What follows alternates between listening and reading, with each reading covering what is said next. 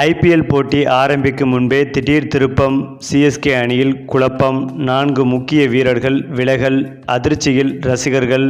அதாவது இந்த வாரம் சனிக்கிழமை முதல் ஐபிஎல் 2025 போட்டிகள் தொடங்க உள்ளது. முதல் போட்டியில் கொல்கத்தா மற்றும் பெங்களூர் அணிகள் மோதுகின்றன. அனைவரும் அதிகம் எதிர்பார்க்கும் சென்னை மற்றும் மும்பை அணிக்கு இடையேயான போட்டி ஞாயிற்றுக்கிழமை மாலை 7:30 மணிக்கு சென்னை சிதம்பரம் மைதானத்தில் தொடங்குகிறது. ஐபிஎல் வரலாற்றில் மிகவும் வெற்றிகரமான அணியாக சென்னை சூப்பர் கிங்ஸ் உள்ளது. மொத்தமுள்ள 18 சீசன்களில் 10 முறை ஐபிஎல் ஃபைனலுக்கு சென்று அதில் 5 முறை கோப்பையை வென்றுள்ளனர். கடைசியாக 2023ஆம் ஆண்டு கோப்பையை வென்றிருந்தனர் என்பதும் குறிப்பிடத்தக்கது. அந்த வகையில் இந்த முறை தங்களது 6வது கோப்பையை சென்னை அணி அடிக்குமா என்று ரசிகர்கள் ஆவலோடு எதிர்பார்த்து காத்து கொண்டுள்ளனர். இருந்தாலும் இந்த ஆண்டு நடைபெற்ற ஐபிஎல் மெகா ஏலத்தில் சென்னை அணியின் சில முக்கிய வீரர்கள் வேறு அணிகளுக்கு சென்றுள்ளனர். இதனால் அணிக்கு சாதகமா பாதகமா என்பதை ஐபிஎல் தொடர் தொடங்கியவுடன் தான் தெரியும். சென்னை அணியில் இருந்து விலகி மற்ற அணியில் விளையாடப் போகும் வீரர்களை பற்றி பார்ப்போம்.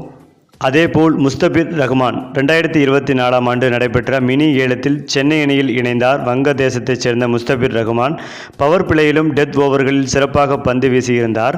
மேலும் முக்கியமான நேரங்களில் விக்கெட்டுகளையும் எடுத்துக் கொடுத்து அணிக்கு உதவினார். கடந்த சீசனில் சென்னை அணிக்காக 9 போட்டிகளில் விளையாடி 22.71 சராசரி மற்றும் 14.70 ஸ்ட்ரைக் ரேட்டுடன் 14 விக்கெட்டுகளை வீழ்த்தினார்.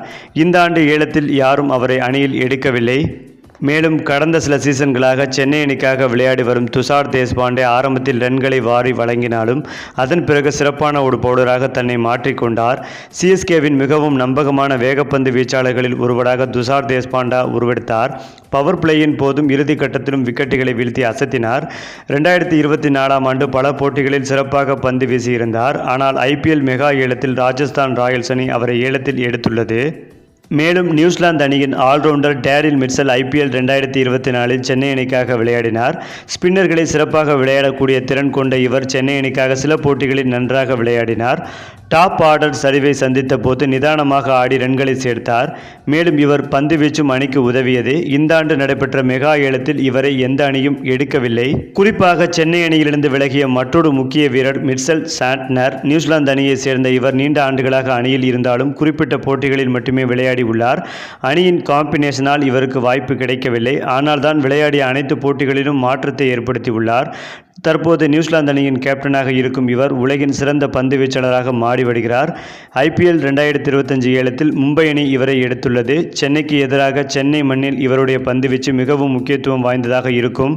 இருந்தாலும் சென்னை அணிக்கு பக்கபலமாக கேப்டன் ருத்ராஜ் கெய்வாக், MS தோனி, ரவீந்திர ஜடேஜா, சிவம் துபே, மதிசா பத்ரானா, நூர் அகமது, ரவிச்சந்திரன் அஸ்வின், டெவான் கான்வே, சையத் கலீல் அகமது, ரச்சின் ரவீந்திரா, ராகுல் திரிபாதி, விஜய் சங்கர், ஷாம் கரன், ஷேக் Rashid, Anshul Kamboj, Mukesh Choudhary, Deepak Hooda, Gurjapneet Singh, Nathan Ellis, Jamie Overton, Kamlesh Nagarkoti, Ramakrishnan Ghosh, Shreyas Gopal, Vansh Bedi, Andre Siddharth போன்ற முக்கிய வீரர்கள் சிஎஸ்கே அணியில் இணைந்துள்ளனர். அதேபோல் மேலே குறிப்பிட்ட 4 வீரர்களும் சிஎஸ்கே அணியிலிருந்து விலகினாலும் தற்போது சிஎஸ்கேவின் பிளேயிங் 11 அதைவிட மிகப்பெரிய பலமாக இருக்கிறது என்று நம்பிக்கை தெரிவித்து வருகின்றார் ஸ்டீபன் பிளமிங். இதனால் நிச்சயம் இந்த முறை சிஎஸ்கே அணி கோப்பையை வெல்லும் என்று நம்பிக்கை தெரிவித்து வருகின்றனர்.